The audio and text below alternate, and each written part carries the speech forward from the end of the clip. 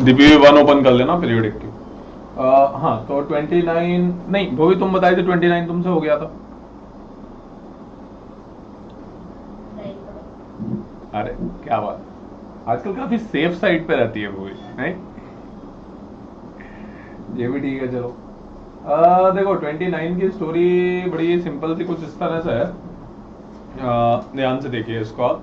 ये कह रहा है write down the order of second ionisation energy of the elements from helium to sodium. तो देखो हीलियम टू सोडियम मतलब helium, lithium, beryllium, boron, carbon, nitrogen, oxygen, fluorine, neon and sodium, इनकी बात कर रहा है ये, राइट। अब देखो ये बात कर रहा है when it is talking about second ionisation energy, तो इनके कैटायन बन जाएंगे, और इनके कैटायन बन जाएंगे तो एक एक पोजीशन पीछे चले जाएंगे ना ये, राइट। तो मतलब अगर मैं इस पूरे ब्रैकेट के ऊपर पॉजिटिव चार्ज लगा देता हूँ, मतलब हर एक के ऊपर एक प्लस चार्ज है, तो मैं हीलियम प्लस कहाँ होगा, हीलियम प्लस हाइड्रोजन वाली पोजीशन पे होगा।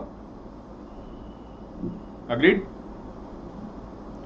इसी तरह से Li प्लस हीलियम वाली पोजीशन पे होगा, बेरिलियम प्लस कहाँ होगा, लिथियम वाली पोजीशन पे, बोरॉन प्लस बेरिलियम वाली पोजीशन पे होगा।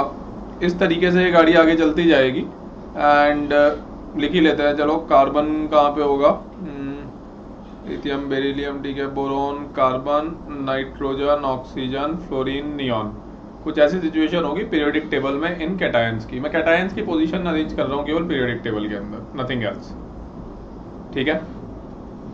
अब इसके अंदर बात बड़ी सिंपल सी है कि इनको आयनाइजेशन एनर्जी के ऑर्डर में जरा आप अरेंज कर लो, तो मेरे ख्याल में सबसे नंबर 1 पे, मतलब ये जो सेकंड वाली रो है जो ब्लू कलर से मार्क्ड है, नंबर 1 पे कौन आने वाला है, हाईएस्ट।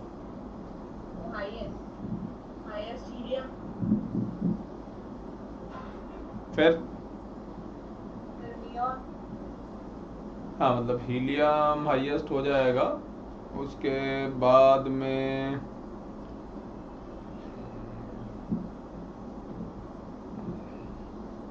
फिर आप कह रहे हो कि नियॉन,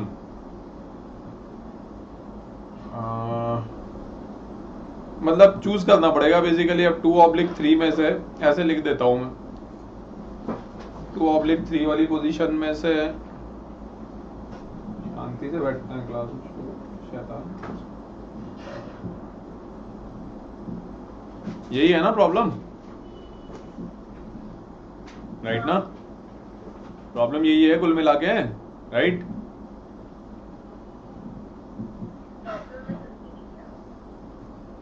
अरे तो थोड़ा तो ऐसे ब्रेन लगाना पड़ेगा, मतलब यू नो, ध्यान से देखो तो प्रॉब्लम समझ में आएगी, फिर हम उसका सॉल्यूशन देंगे।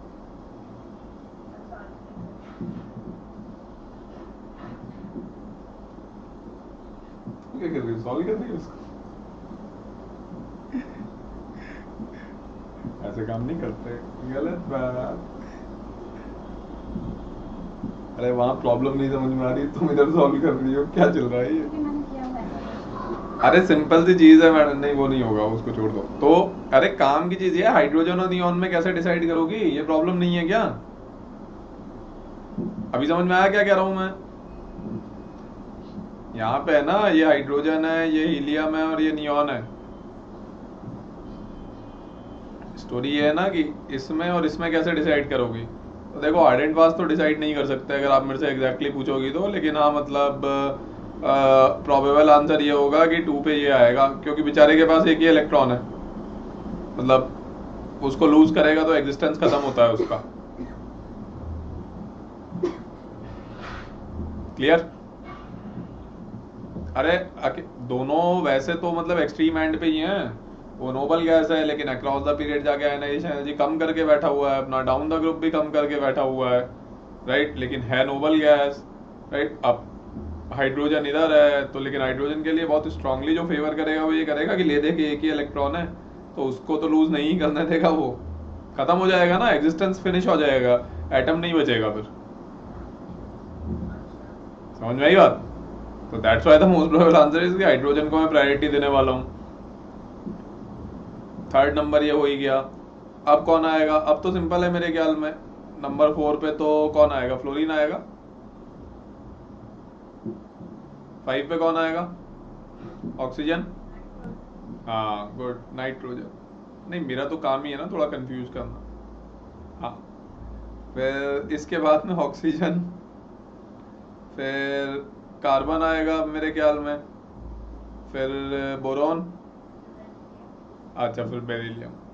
आज तो भूवी बिल्कुल सारे अस्त्र शस्त्र साथ में लेके आई है कि मैं भी देखती हूँ कैसे कंफ्यूज करते हैं। चलो ये भी गुड, अच्छी बात है। बेरिलियम, फिर ये बोरॉन और फिर लिथियम, यही है ना स्टोरी। बस तो ऊपर वाले से रिप्लेस करते जाओ तो नंबर 1 पे मतलब हाईएस्ट जो सेकंड आयनाइजेशन एनर्जी का जो ऑर्डर हमने निकालना है, मतलब हीलियम टॉप मोस्ट पे था तो हीलियम की जगह पे Li+ है एक्चुअली, तो ये Li+ हो गया सबसे ऊपर। फिर हाइड्रोजन के प्लेस पे हीलियम+ है वो, फिर आ जाएगा Na+, फिर नियॉन+। रिप्लेस कर रहा हूँ ऊपर, देखते हैं ना ध्यान से। 5 नंबर पे नाइट्रोजन है तो ऑक्सीजन+, 6 नंबर पे ऑक्सीजन है तो फ्लोरीन+, 7 नंबर पे कार्बन है तो नाइट्रोजन+, 8 नंबर पे बेरिलियम है तो बोरॉन+, 9 नंबर पे बोरॉन है तो कार्बन+, 10 नंबर पे लिथियम है तो बेरिलियम+।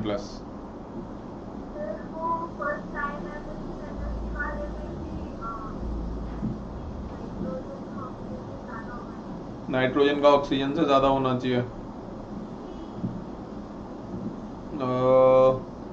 एक मिनट, सबसे हाईएस्ट ये था। हाँ तो सही तो था ना, तो नाइट्रोजन ऑक्सीजन से ज्यादा है ना, नंबर 5 पे नाइट्रोजन हाईएस्ट पहले ले रहे हैं ना हम, ऑक्सीजन 6th पे, देखो ना सही तो है। इसको देखो ना, नाइट्रोजन पहले आया ना, ऑक्सीजन बाद में लिया, इसीलिए तो O+ आगे है, F+ पीछे है। समझ में आया? तुम्हारा डाउट क्या है? डाउट बोलो, अपने आप समझ में आ जाएगा। डाउट बोलो।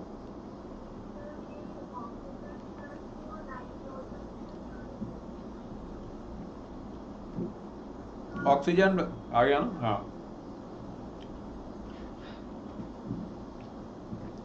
कोई डाउट?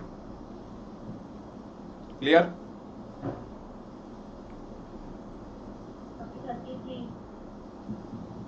33। अरे रुको भाई, स्टोरी खत्म कहाँ हुई है? अब ये तो क्वेश्चन सॉल्व कर दिया है मैंने, अब तुम इसके अंदर मिस्टेक ढूंढोगे।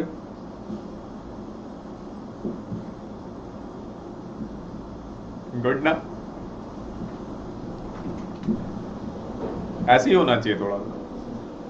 तो चेक कर लो, बाद में बात करेंगे, लेक्चर चल रहा है। हाँ,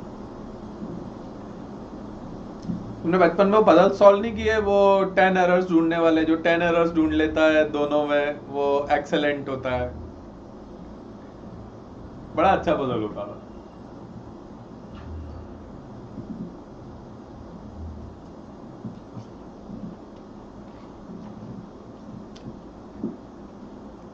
मेरा टर्न आया?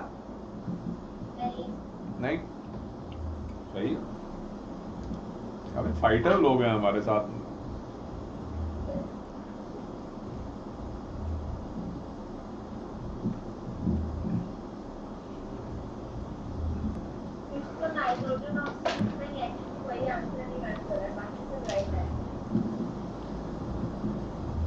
आंसर छोड़ो, कॉन्सेप्चुअल मिस्टेक है।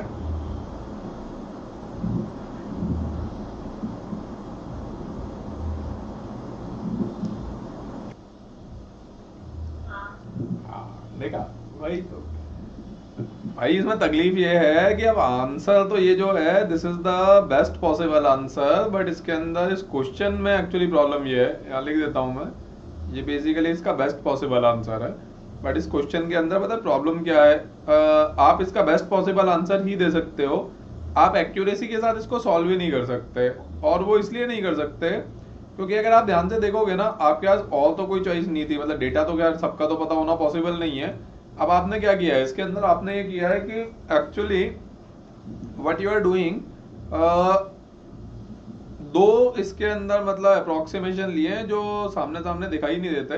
पहला अप्रोक्सीमेशन तो आपने बेसिकली ये लिया हुआ है कि आपने जैसे इसको ले लो, आप एक सर्कल में ले लेता हूँ, तो आपने जब ये किया, मान लो किसी भी एक को ले लो, तो इफेक्टिवली आप एक्चुअली ये कह रहे हो कि बेरिलियम और एल प्लस बेसिकली एक ही पोजीशन पे होंगे। हाँ, तो ये बात सही है, इसमें कोई दिक्कत नहीं है। बट बात प्रॉब्लम कहाँ होती है ना, बेरिलियम और एल प्लस आइसो इलेक्ट्रॉनिक है इसलिए। हाँ हाँ, sorry, beryllium plus and L, right.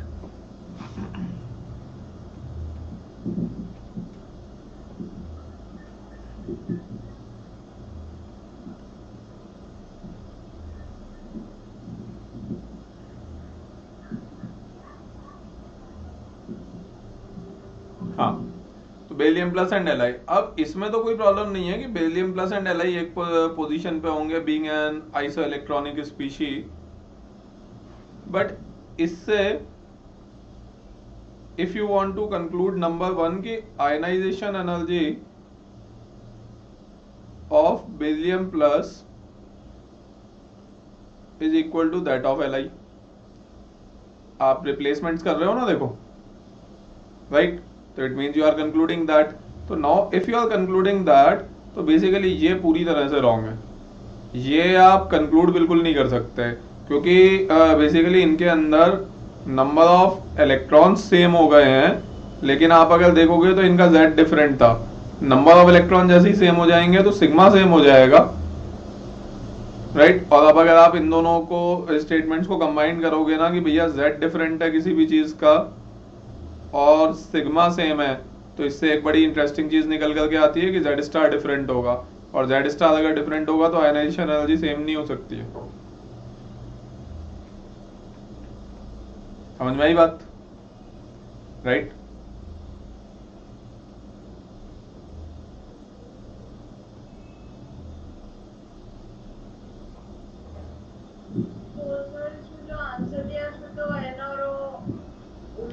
Most probable answers हैं, इसीलिए मैंने आपको बताया ना, इस क्वेश्चन में वो कभी भी आपसे मोस्ट प्रोबेबल आंसर ही पूछेगा।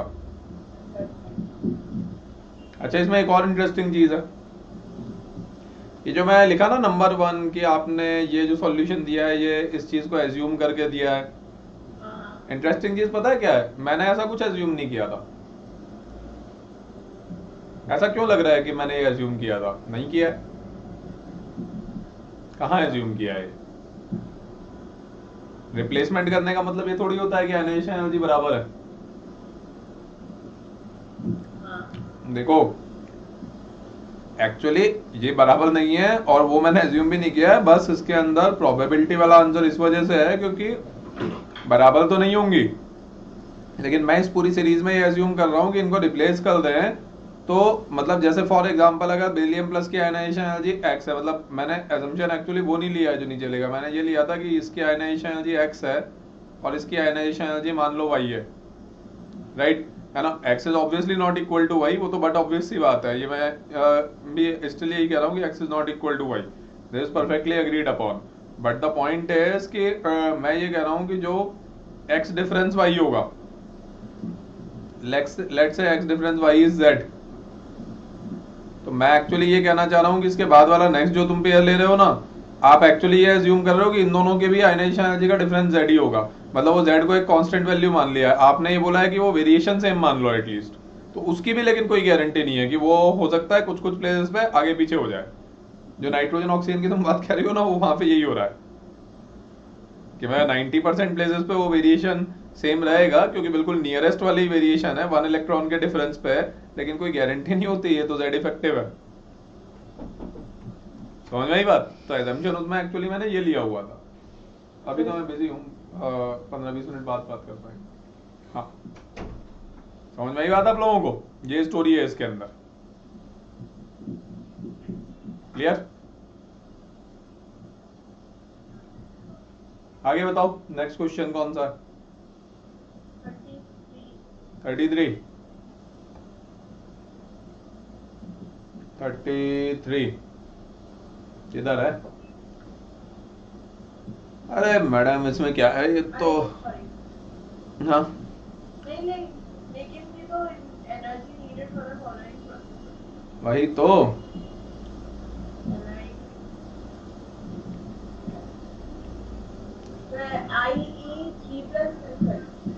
IE3 भी तो नहीं पता। i3 नहीं पता तो ये क्या दे रहा है बेसिकली? ये क्या है? ये है LI से निकाला है ना इसने। हाँ तो ये i1 plus i2 plus i3 है। फिर इफ द i1 ऑलरेडी दिया हुआ है उसने, और मतलब let say this is equal to i, तो ये एक नॉन क्वांटिटी है। अब क्या जाता है? कैलकुलेट i2 ऑफ लिथियम, ये निकालना है। अच्छा तो तुम कह रही हो कि i3 नहीं पता है? पता है।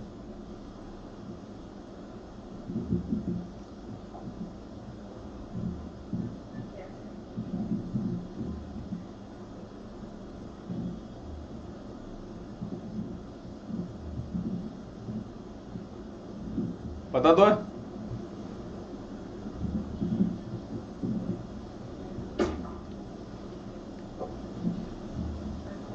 तुम क्या सोच रही हो? ये कहां से टपक पड़ा?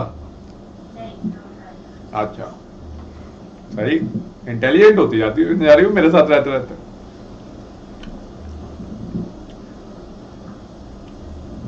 रेड कलर से लिख देता हूँ। i3 तो 1 इलेक्ट्रॉन सिस्टम है ना।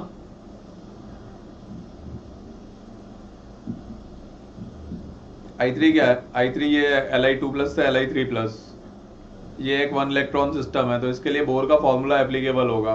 मतलब ये जेड इफेक्टिव है, स्क्वायर भी मतलब यहाँ पे एक ही इलेक्ट्रॉन है बेसिकली, तो सिग्मा भी 0 हो जाएगा। तो बेसिकली वो भी जेड स्क्वायर के बराबर ही होगा।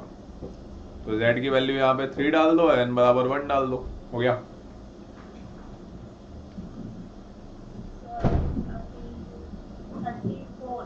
ये तो मैंने गलत किया होगा और आधा घंटा लगेगा। 34 नहीं 34 तो आसान है, हो गया होगा तुमसे। ये तो सॉल्व किया हुआ है, न्यूमेरिकल है तो। हाँ तो ये तो हो जाएगा। फिर 35 का C पर चल रहा है। अच्छा नहीं, ये तो हो गया। और कोई? नहीं DPP1 और नहीं है, DPP2 में है। DPP2 ये कहाँ से आ गई? देने का काम तो ये सुमन मैम कर देती हैं, बड़ी प्रॉब्लम हो जाती है, बहुत सारी चीजें दे देती हैं ये।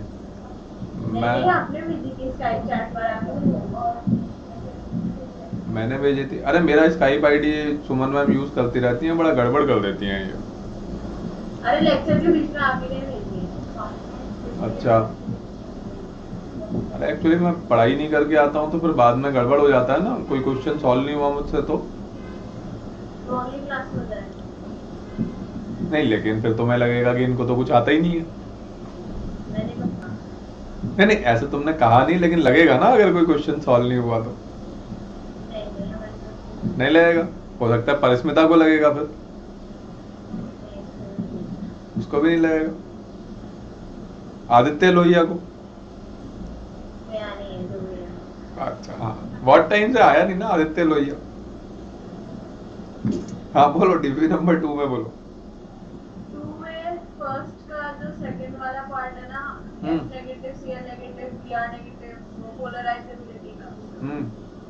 इसमें O नेगेटिव की हम हैलोजन से कैसे कंपेयर करेंगे?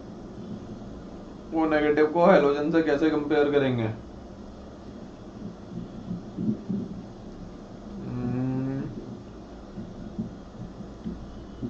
हाँ तो इसमें तकलीफ क्या है? चार्ज सेम हो गया ना, तो चार्ज सेम हो गया तो साइज से कंपेयर करेंगे। पोलराइजेबिलिटी दो ही चीजों पर डिपेंड करती है, एक चार्ज एक साइज। फजान रूल, मतलब केमिकल बॉन्डिंग से रिलेटेड है। अरे चार्ज और साइज दो ही चीजों के ऊपर डिपेंड करती है ना, तो साइज से कंपेयर कर लो ना। अक्रॉस द पीरियड साइज कम होता है ना, प्रॉब्लम कहाँ पे है? हो गया। O नेगेटिव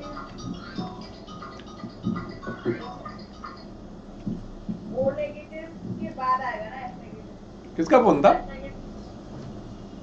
मेरी फ्रेंड का। अच्छा अच्छा। हाँ तो F नेगेटिव की सबसे कम होगी पोलराइजेबिलिटी। अरे गार्ड साहब भी आ गए सीटीवीटी बजाते हुए। F नेगेटिव की O नेगेटिव से कम होगी, हाँ ऑब्वियसली कम ही होगी।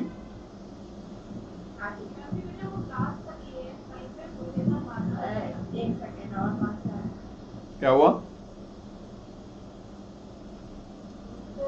और इसके बाद इसमें सिर्फ क्वेश्चन नंबर नहीं है ना, ये वाला ऊपर से 4 H6TeO6 is possible but H6SO6 is not mine. Is not possible. Why? H6SO6 हाँ अब लिखा ही हुआ है बेसिकली, उसका तो आंसर भी लिख दिया है, नेट पेयर इफेक्ट। यार समझ में तो मुझे भी नहीं आया एक्चुअली। मेरे को सोचने दो। H6TeO6 is possible but H6SO6 is not possible. पता नहीं, ये नहीं आता, सोच के बताऊंगा इसको मैं। ठीक है।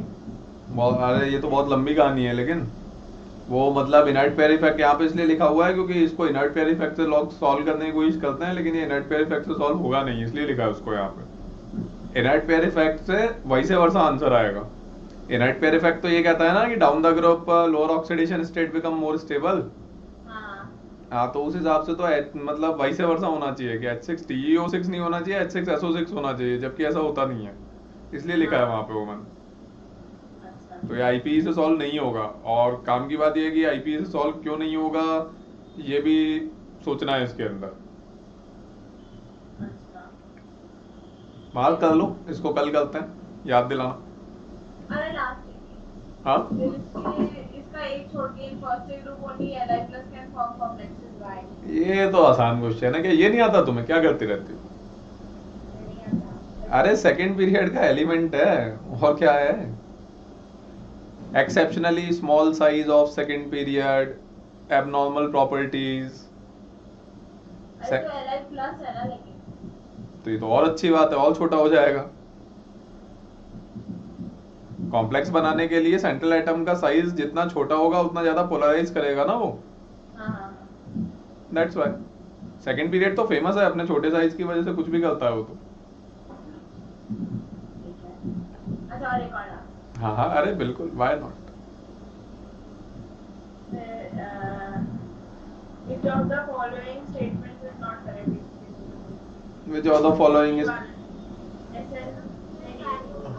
वो SRQC वाला है ना, लाइन। अरे वो कहाँ से बीच में आ गया? उसके लिए वो सुमन मैम से लो, वो जो जीआईसी के पूरे जो थ्योरी नोट्स की कंसेप्ट बने हुए हैं, वो थर्मल स्टेबिलिटी ऑफ कार्बोनेट्स है। हाँ, उसके ऊपर वाला जो the following statements is not correct। हाँ वो फिर भी शायद हो जाएगा, थोड़ा ट्राई करके देखते हैं। Which of the following statement is not correct. अब इसमें प्रॉब्लम कहाँ पे है ये बताओ। मतलब SN2 plus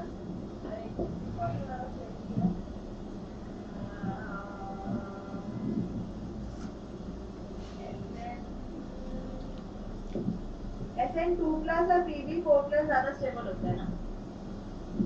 नहीं, उल्टा बोल रही हूँ।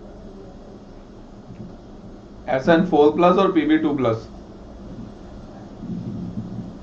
तो इसका लेकिन वो ये तो इलेक्ट्रोड पोटेंशियल से ही पता चलता है ना, ये वाला। यस अच्छा तो SN2+, हाँ ठीक है, तो C तो ठीक है। अच्छा ठीक है, सॉरी हो गया। देखा, तो तुम लोगों ने वो लिया नहीं सुमन मैम से अभी तक? वो लो ना उनसे, जीआईसी का पूरा वो राइटअप बना हुआ है, 9-10 पेजेस का है, की कॉन्सेप्ट लिखे हुए हैं उसके अंदर सारे के सारे, ये कार्बोनेट, लैटिस एनर्जी सब कुछ है उसमें। अच्छा, और एक थर्मल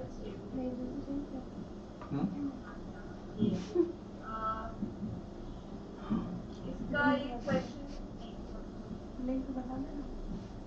फेज 1 का जो लास्ट क्वेश्चन है ना, उसका आई पार्ट नहीं, तो वही है कार्बोनेट सेम है इसका जे पार्ट हाइड्रोलिसिस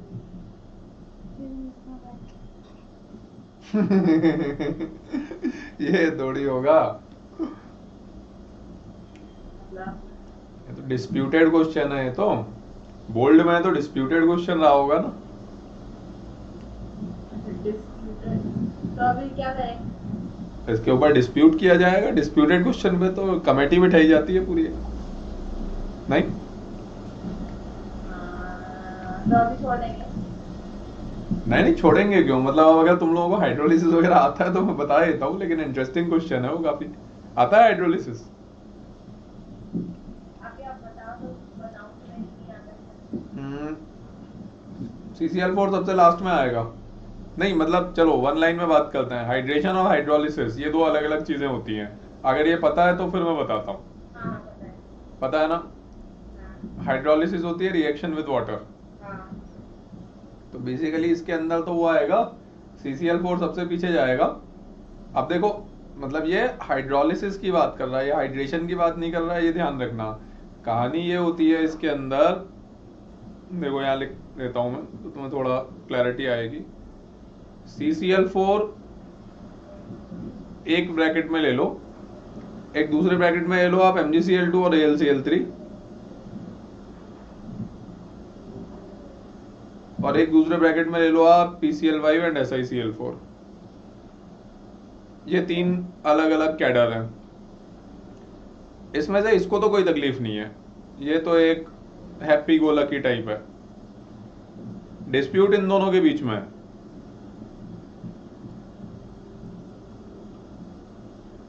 अब डिस्प्यूट ये है बेसिकली कि लोग परेशान इसलिए रहते हैं, हाइड्रेशन होगा ना तो रिवर्ट हो जाएगा आंसर, हाइड्रोलिसिस होगा तो चेंज हो जाएगा। देखो CCl4 की तो कहानी अलग है। CCl4 तो कहता है भाई मुझे तो आप लास्ट में ही रहना, तो चाहे हाइड्रोलिसिस हो चाहे हाइड्रेशन हो।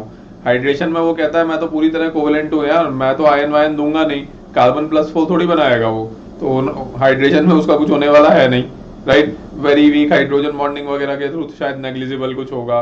हाइड्रोलिसिस के अंदर वो कहता है मेरे पास वैकेंट डी ऑर्बिटल्स भी नहीं है, आप अगर हाइड्रोलिसिस करोगे तो आप वाटर से रिएक्शन करवाओगे, वाटर से आप अगर रिएक्शन करवाओगे तो सबसे पहले ये वाटर के अंदर जो ऑक्सीजन के पास एक्स्ट्रा इलेक्ट्रॉन्स होते हैं वो एक कोऑर्डिनेट बॉन्ड बनाते हैं M से आकर के, तो उसके लिए जो M होता है उसके पास वैकेंट ऑर्बिटल चाहिए होते हैं। CCl4 कहता है मेरे पास तो वो भी नहीं है, तो CCl4 अनडिस्प्यूटेड हो जाता है इसमें। CCl4 सबसे लास्ट में रहेगा दोनों ही केस में।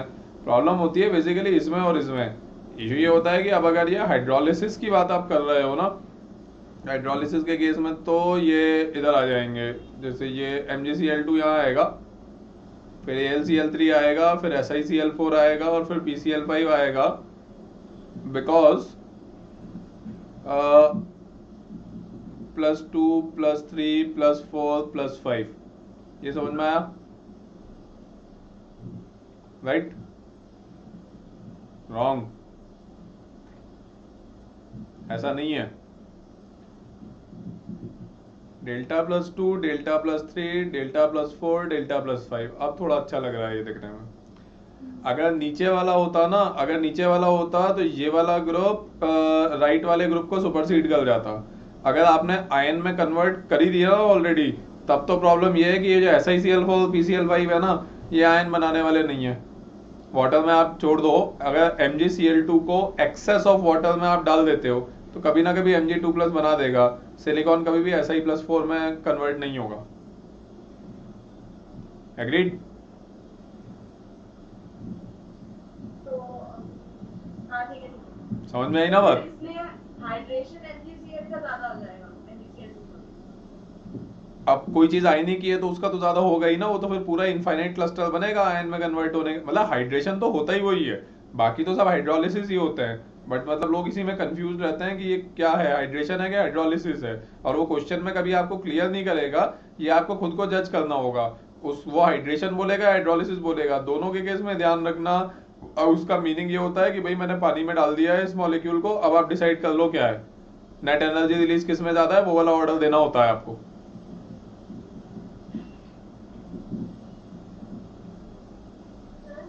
हाँ बोलो। हाइड्रेशन मतलब एक आयन के अंदर कन्वर्ट हो गया वाटर में जाकर के, वो तो हाइड्रेशन के केस में बहुत ज्यादा एनर्जी रिलीज हो जाती है, क्योंकि परफेक्ट आयंस बन जाते हैं, तो बहुत सारे आयनिक फोर्सेज एक्ट करते हैं, इनफाइनाइट आयनिक फोर्सेज आ जाते हैं। हाइड्रोलिसिस मतलब वो डेल्टा पॉजिटिव पोलैरिटी है, तो उसके ऊपर जैसे m का एक कोऑर्डिनेट बॉन्ड बना है मैंने के साथ में, रिएक्शन होगी उसके अंदर, आयन वायन कभी बनेंगे ही नहीं। मतलब जैसे ऑर्गेनिक अगर आप लोगों ने पढ़ा है तो it would be hydrolysis is a SN2 type of a mechanism, hydration is a SN1 kind of a mechanism. थोड़ा बहुत तो पढ़ा होगा ऑर्गेनिक, कुछ भी नहीं आता क्या? हाँ, तो मतलब SN1 में कार्बोकेटायन फॉर्मेशन होता है ना, SN2 में इंटरमीडिएट स्टेट आती है, तो hydrolysis is SN2 kind of a thing, hydration is SN1 kind of a thing. Clear?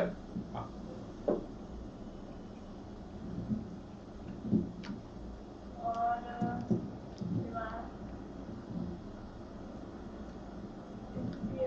Hydrolysis के एक दो क्वेश्चन और हैं, वो मैं फिर ट्राई कर लूंगी, अगर वो नहीं आए तो फिर मैं बिल्कुल। पूछूंगी। ये बॉन्ड डिस्टेंस का है, बॉन्ड डिस्टेंस। अरे वो तो बहुत लंबी कहानी है, अब कोई आसान क्वेश्चन है तो बता देता हूँ मैं, नहीं तो मतलब इसके ऊपर तो बहुत ही भयानक वाला लेक्चर है मेरा एक एडवांस का, मतलब यूट्यूब पे है, उसमें वही डिस्कस किया है मैंने, bond angle, bond length, bond strength.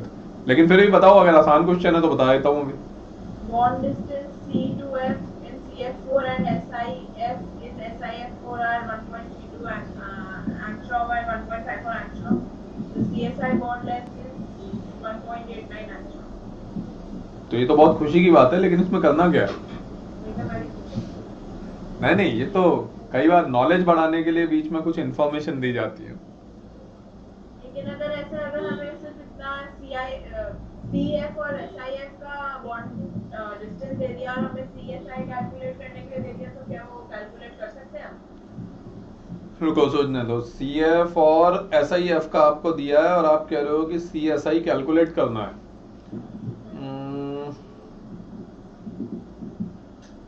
कैसे कैलकुलेट होगा? नहीं होगा, स्ट्रक्चर ही अलग अलग हैं दोनों के। मतलब वो अगर एक ही मॉलिक्यूल के 3 बॉन्ड होते तो हो जाता, अब ये 2 अलग अलग मॉलिक्यूल में है, इसलिए नहीं होगा। एक ही मॉलिक्यूल के 3 बॉन्ड होते मतलब वो CSI भी इसी मॉलिक्यूल के अंदर होता ना, कुछ इस तरह का होता कि CF2 SI2, मतलब इस टाइप का अगर कुछ होता कि मतलब CSI बॉन्ड भी उसमें एग्जिस्ट कर रहा होता, क्योंकि मैं फिर ज्योमेट्री लगाता ना उसके अंदर। अब ज्योमेट्री कैसे लगाऊं, ये तो 2 अलग अलग मॉलिक्यूल हैं।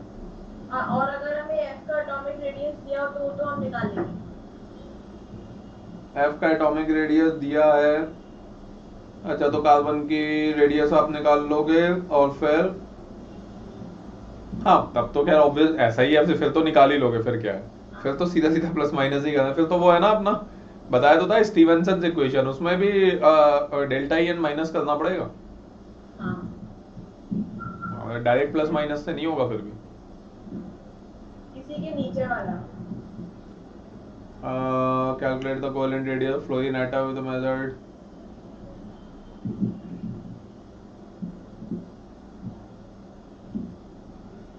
हाँ, तो वो दोनों एक ही क्वेश्चन है, अलग अलग दिख रहा है वो। ये ऊपर वाला क्वेश्चन कंटिन्यूअस है, ऊपर वाले क्वेश्चन में यही कैलकुलेट करना था।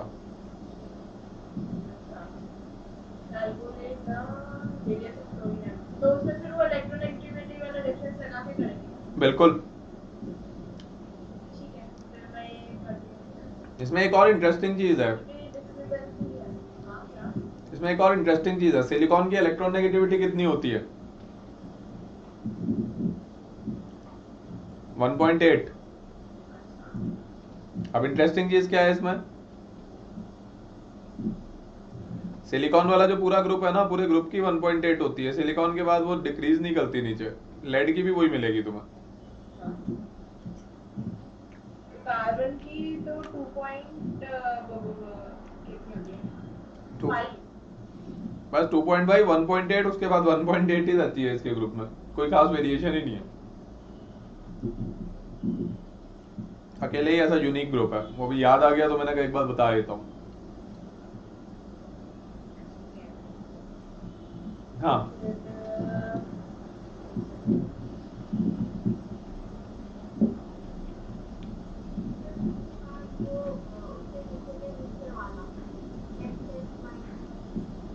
वो भी कौन सा है? मैंने नहीं बोला परिस्मिता बोल रही है। हाँ वो समझ में नहीं आया ना मुझे कौन सा है, मुझे भी नहीं समझ आया। परिस्मिता दोबारा बताओ ना। अच्छा अच्छा, ये फ्लोरीन का से एक छोड़ के which are the following reaction would you expect to be the slowest? Slowest,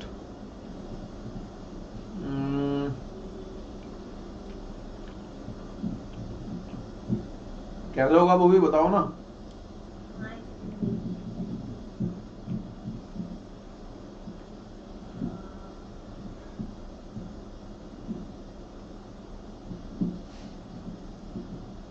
ludo नहीं होगा क्योंकि H2SO4 तो स्ट्रॉन्ग एसिड है।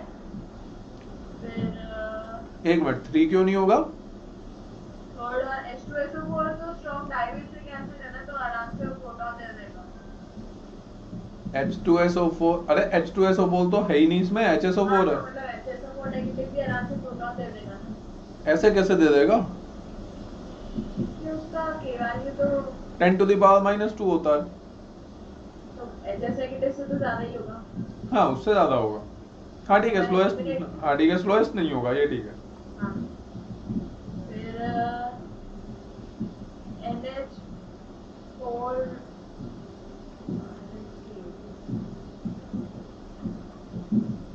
2 भी नहीं होगा क्योंकि 4 का प्रोडक्ट 2 से ज्यादा स्टेबल है।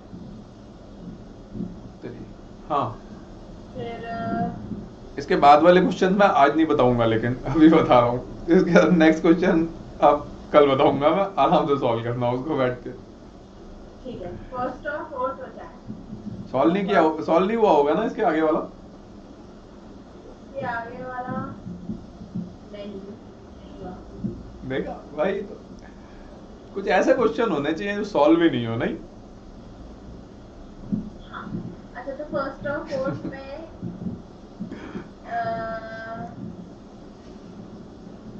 मुझे नहीं पता फर्स्ट और फोर्थ। तुम्हें नहीं पता है फर्स्ट और फोर्थ, तो सेकंड तो बता दो। सेकंड तो नहीं होगा ना, स्लोएस्ट। सेकंड नहीं होगा, थर्ड तो एलिमिनेट हो गए। क्यों सेकंड कैसे एलिमिनेट हुआ? क्योंकि फोर्थ का प्रोडक्ट सेकंड के प्रोडक्ट से कम स्टेबल है। NH2 नेगेटिव और NH3। फोर्थ का प्रोडक्ट सेकंड के प्रोडक्ट से कम स्टेबल है।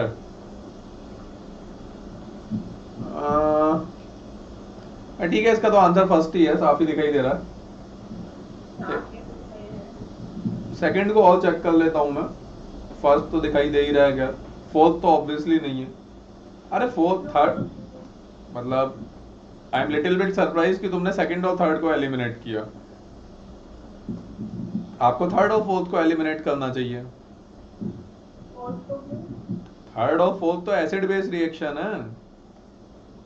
हाँ है तो, लेकिन NH3 तो वीक होगा ना, जो भी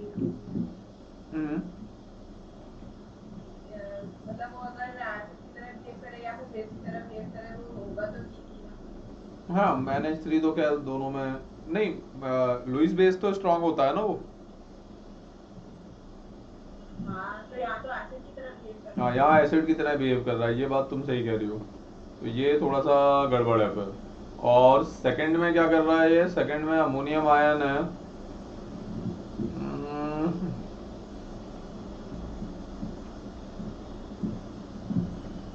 सेकंड इज अमोनियम आयन। नहीं सेकंड वाला भी मतलब आप ऐसे कैसे एलिमिनेट कर सकते हो? मतलब अमोनिया में अगर आप H+ ऐड करते हो तो बहुत जल्दी एक्सेप्ट करता है ना उसको, तो reverse reaction is very fast. तो जो फॉरवर्ड रिएक्शन है बेसिकली वो तो स्लो रहेगी ही ना,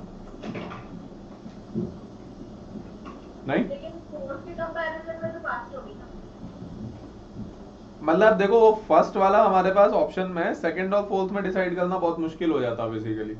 वो तो फर्स्ट ऑप्शन में है, इसलिए आंसर आ गया स्लोएस्ट ही पूछा उसने। वो तो 10 to the power -7 के K2 पे ऑपरेट कर रहा है ना। अभी ऐसे तो ना K2 याद जाएगा एग्जाम। अरे तो K2 नहीं भी याद आएगा तो H2S तो एक्सट्रीमली वीक एसिड होता ही है ना। हाँ। तो मतलब बात वही है ना ले दे करके कि H2S is very weak acid. अच्छा तो मतलब ऐसे रिलेटिव आंसर ही करना पड़ेगा ना ऐसे क्वेश्चन। स्लोएस्ट का तो मतलब ही रिलेटिव होता है, उसने ये थोड़ी पूछा है स्लो। अगर वो स्लो पूछ लेगा तो मुसीबत खड़ी हो जाएगी इस क्वेश्चन में। मतलब उसमें भी मुसीबत नहीं खड़ी होगी, उसमें आ जाएंगे फर्स्ट सेकंड फोर्थ आंसर आ जाएंगे। अगर वो उनका भी ऑर्डर पूछ लेगा तो सॉल्व नहीं होगा। सेकंड और फोर्थ में डिसाइड नहीं कर सकते हो आप, फर्स्ट तो क्लियर ही है। ठीक है, समझ गई। मतलब वो H2S क्योंकि सबसे वीकेस्ट एसिड है तो हमने उसी पर टिक कर दिया, बिना कुछ सोचे आगे। हाँ मतलब स्लोएस्ट पूछा है ना उसने, सिंगल आंसर पूछा है उसने। सेकंड और फोर्थ के बीच में तो जज करना इट्स वेरी डिफिकल्ट। और स्लो तो दोनों ही है, फास्ट तो केवल थर्ड ही है फिर। हाँ। क्या और अब अगला वाला अभी नहीं बताया ना? कल बताएंगे। अब मतलब धीरे धीरे डेली मतलब थोड़ा फ्रूट मिलना चाहिए ना।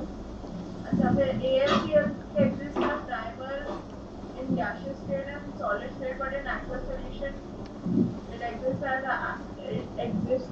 an ionic compound है। अरे ये मैंने पढ़ा हुआ है। ढूंढो ना गूगल पे, इसका आंसर ढूंढो गूगल पे, बड़े अच्छे डायग्राम मिलेंगे इससे रिलेटेड।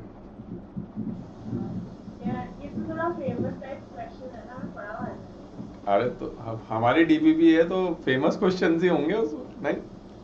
नहीं, कोई फेमस क्वेश्चन नहीं है, मैं पहली बार कर तो पीरियोडिक मैंने पहले पढ़ा नहीं था, उसके ऊपर ऐसी डीपीपी देखी। हाँ यार, ये सुमन मैम का बड़ा गड़बड़ मामला है मतलब। सर आपने देखी है, आपने देखी। अरे तुम मेरे को भी उन्होंने ही दी होगी ना, मेरे पास कहाँ से आएगी? क्या पता। और वही देती हैं ये सारी चीजें, तो पता नहीं कहाँ से ढूंढ के लेके आती हैं। हाँ पर इसमें था, बोलो।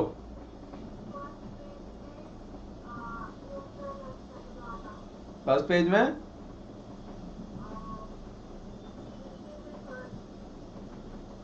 न्यूट्रल ऑक्साइड वाला। तो तुमने बताया था ना 4 न्यूट्रल ऑक्साइड होते हैं। मैं थी तभी, फिर मैं ही। हाँ तो 4 न्यूट्रल ऑक्साइड होते हैं, N2O, NO और MnO2 और CO। उसके लिए वो मंगा लो ना, वो राइट अप मंगाओ सुमन मैम से इमीडिएटली। उसके अंदर इसलिए मैम ने उसमें तो लिखा है न्यूट्रल ऑक्साइड है, मैंने पढ़ा है एग्जाम में, जो मेरा एक शीट है।